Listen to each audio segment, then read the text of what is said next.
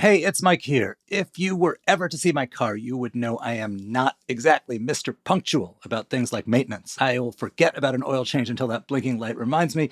So I guess Car Care to Go is designed for folks like me, and I suspect it's designed for a lot of the folks who listen to our show too.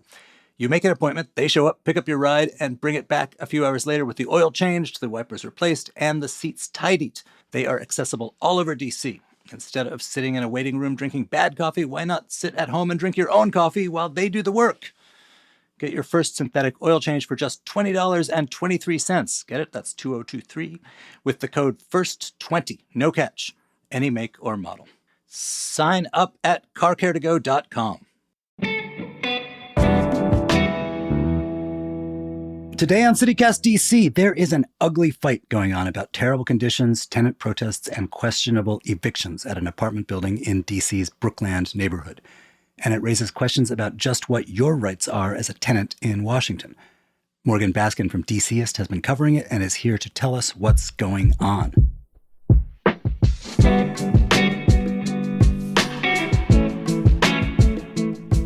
Today is Monday, July 17th. I'm Michael Schaefer, and here's what DC is talking about.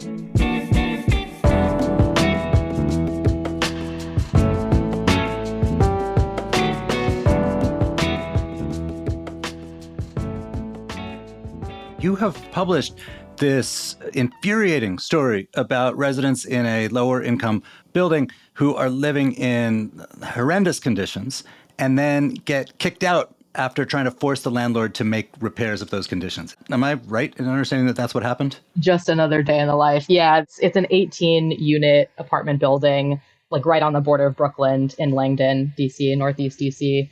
You know, the people who live there live pretty modestly, but as you point out, the conditions are awful. There are active gas leaks in the building that have been ongoing for years. The residents say they have really, really bad pest issues, cockroaches, they were worried about crime, pretty much anything that you could name, all the garden variety stuff that people complain about, they have gone through it. And now the property manager and owner of the building are suing like 13 of the households in that building for eviction, trying to repossess the units. Wait, so what happened? Can you explain like the chronology of how they try to force the issue and then what happens to them? I realize it wasn't quite the same for everyone.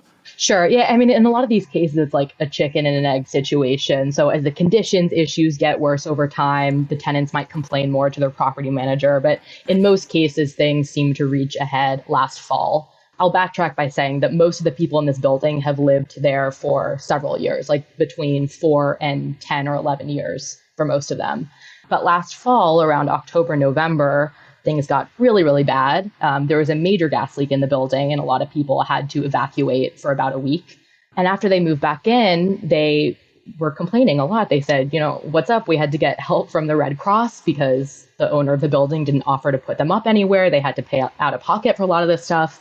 And it was around that time that they really started organizing. They got help from a couple of nonprofits in the city, started lodging more formal complaints with the property owner. And around that time, the property owner just started suing people for eviction. So the issues have been going on for many, many years. But as they got particularly bad last fall is when things really started to heat up.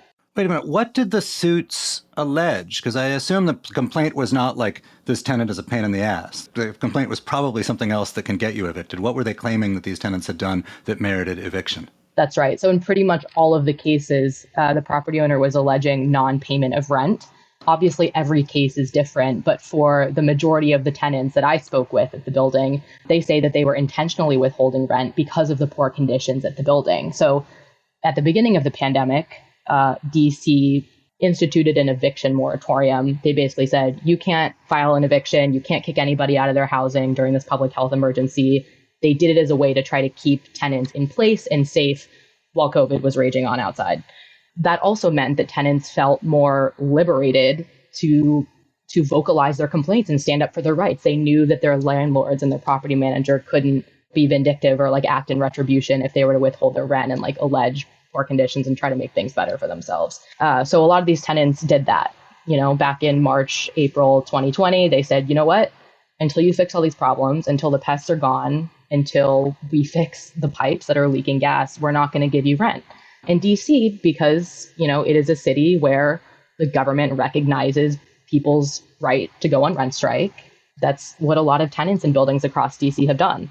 But last fall, especially in the months after the eviction moratorium expired, people felt liberated to start filing eviction cases again. And in the case of these tenants at this particular building, the vast majority of people there are now being sued for eviction because of the non-payment of rent. So in this case, they had begun withholding their rent during the time when you couldn't evict somebody. And then that moratorium ends, and they are still withholding their rent because they say there are heinous conditions and they are on rent strike. The management sues them saying, look, you haven't paid rent in 3 years. Is that the long and the short of it?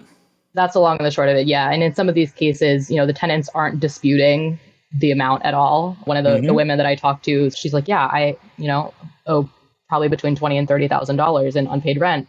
And I shouldn't have to pay that rent because my life is at risk in this building that I live in. And I refuse to pay that amount until things get fixed around here. We'll also say that in a couple of these cases, the judges that are overseeing the eviction suits actually lowered the tenant's rent by a couple $100s a month, acknowledging the poor conditions. I mean, I will say in general, like rent strikes have become increasingly common. We talked a little bit about that, but I think during the pandemic, rent strikes became a very important way for tenants to make demand. It's very hard on an individual level to sort of force repairs that affect an entire building. But there have been a couple of dozen cases of rent strikes happening, particularly in Ward 1 in DC. Columbia Heights, Brightwood Park, the north to like central north part of the city. Got it. There have been a handful of very successful cases there where rent strikes have turned into like property managers writing off back rent or making extensive repairs, things like that.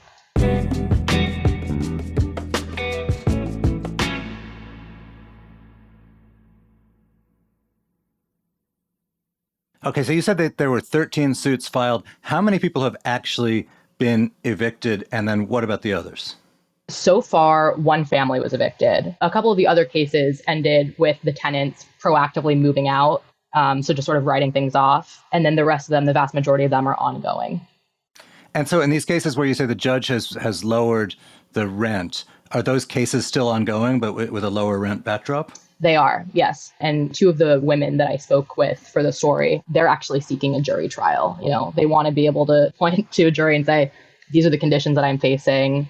I shouldn't have to give up my apartment or pay for the conditions that I'm living in. They want to be able to bring that to a wider audience. So this building, it's a rent-stabilized building, which means it's subject to some degree of rent control. Does that mean anything about the income level of the tenants or not? So anybody can live in a rent-stabilized building. There are a couple of tenants in the building who use some form of housing assistance, but that's not really what we're talking about here. It's sort of a non-factor in this story. The problem with rent-stabilized buildings, as the people who own them might tell you, is that rent-stabilized buildings are pretty expensive to run. Buildings that are subject to rent stabilization were built before 1976, so they tend to be a little bit older, and it's more expensive to maintain older buildings. Right. A lot of people who run or own rent-stabilized buildings will tell you that when they don't receive rent, especially during the pandemic, their margins are a lot smaller and it's harder for them to make upgrades and repairs and do all the things that tenants demand and like have a right to ask for. So this is one of the bigger issues at play, which is property owners say, well, if I'm not getting money, how can you expect me to make the repairs that you want me to? Right. And that's the kind of free market people's argument against rent control. That's right. Is that it means that these owners are going to be running substandard or not as good as they could be units. There's also a difference, though, between like rent control, meaning you can't raise it more than some percent a year, and getting zero because your tenants are refusing to pay. That's right. I also think that, people who are in favor of DC's rent stabilization law will point out that like it is not rent control. There are not set caps on it. The rent stabilization law in DC says that property owners can raise rents by whatever inflation is, plus another couple of percentage points, depending on how old you are. So I think the sort of array of opinions on this one. Okay, so as you said, DC is known for having generally pretty pro-tenant laws.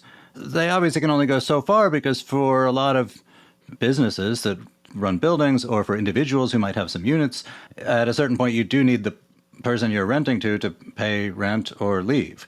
Under the law, what is someone supposed to do if they are going to go on rent strike? Like, are you supposed to put your money in escrow? Is there some way of like proving that you're doing this in good faith and not just because you don't want to pay? Yeah, I mean, in certain cases, once you reach a stage in litigation, tenants are putting their rent money into escrow. That, the money's held by the court. But I also think that it's more of a sort of like ideological point than a financial one in some cases. Like, their point is, I shouldn't have to pay this money at all if I'm living like this. Meaning, like, the month of June 2022 was so appalling, and I was not getting a legal or acceptable unit in exchange for my rent, and therefore that rent should be retroactively reduced to zero. That's right. And recourse sort of depends on what your situation is, which sounds very both generic and obvious. But for example, if I'm not actively being sued for eviction, my property manager is not trying to repossess my apartment, but I think that the conditions I'm living in are unacceptable and violate the city's housing code, I can proactively file a complaint against my property manager or my property owner and seek back rent if I am able to document the poor conditions, blah, blah, blah. You've covered this for a while. What's the batting average on complaints like that? Do tenants often prevail? Do they often drag out so long that the tenant leaves? I do not have data on that, but it is certainly a realistic goal. I mean, this is in part why the Office of the Tenant Advocate in DC exists. So you certainly can get your money back, I think, if you document poor conditions well enough and you have a convincing case. So in the case of Langdon, is there anything that the city government, the city bureaucracy is doing to address the specifics of these folks' situation? Well, I think this is part of the problem, which is that, unfortunately, and it sounds sort of cavalier to say this, but rent-stabilized buildings that are in bad condition, where tenants complain about their bad conditions, like it's sort of a dime a dozen. The Department of Building has sent out inspectors to the property. DC Fire and EMS has responded to the property. Washington Gas has come out to the property. They had plenty of interactions with government agencies, but there has been no meaningful attempt, as far as I know, to intervene and try to escalate matters against the property owner.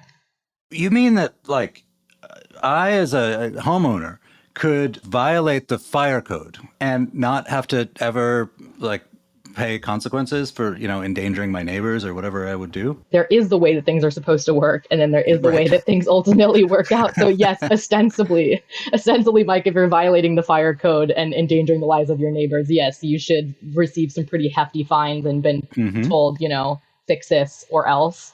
But ultimately, there are so many bad actors in the city. That's not the way things tend to work out. There could be fines levied against somebody, but it can take months and months and months to enforce those fines be paid or conditions issues be mitigated. I'm sure you can imagine. Right. And if the owners of this building paid those sorts of fines, I don't mean back to the tenants, I mean to the city or to whatever agency is citing them. Yeah. I mean, as far as I know, up until the point that I had reported the story, they had not had fines levied against them for the conditions issues outlined by the tenants. So you mentioned there's been one successful eviction, a bunch that are still in process. What is the timeline for those cases to conclude or other sort of next steps to happen? Well, eviction cases often take quite a long period of time to resolve. In the case of two of the women I spoke to for this story, their next hearings aren't until the beginning of the fall, so like September, October. So it could be quite a while before their specific cases see any sort of resolution. It's likely that the cases might not reach a jury trial. They could be ordered to go into mediation with their property owner, but it'll probably take another 6 months at least before we see any sort of resolution. And are these landlords now like trying to turn around with the people who have left and rent out the spaces to new tenants, or is the idea to empty out the building and do something with it? I asked that question of the attorney representing the property owner. I did not get an answer back, so I cannot speak to the specific intentions of the property owner with this particular building. What I can say is that in general, this is a pretty normal business model, which is to buy a rent-stabilized building. Over time, attrition happens, people leave, and then once the entire building is vacant, they try to renovate it and then flip it and rent it out at market rate so they can have a little bit of a higher margin to make repairs and get more money. Is there a resource out there where, like, if I want to have a rent strike, but I don't want to, like, set myself up to be evicted on a technicality, I can sort of get instructions for what to do, to how to do it right?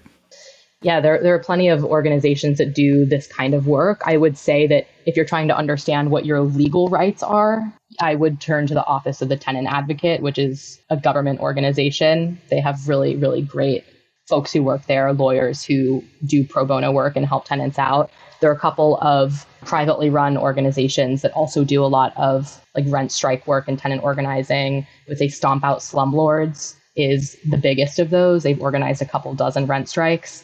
And then One DC and Rising for Justice are the two organizations that are working with the tenants at this building that I just wrote about. Hey, Morgan, thank you for being here. Thanks, Mike.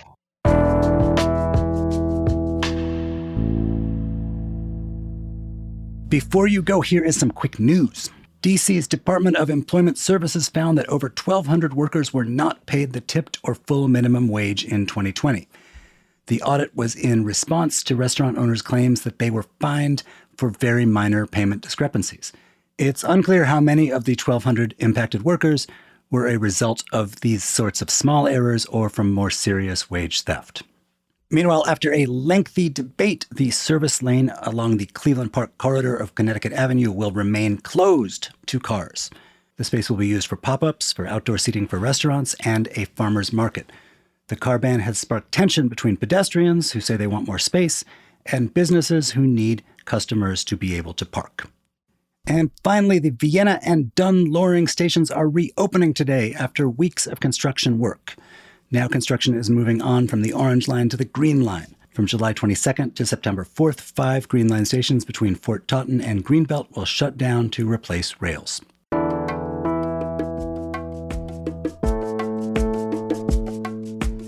That's all for today here on CityCast DC. If you enjoyed the show, why not tell a friend, rate the show, leave us a review, and subscribe to our morning newsletter. We'll be back tomorrow morning with more news from around the city. Bye.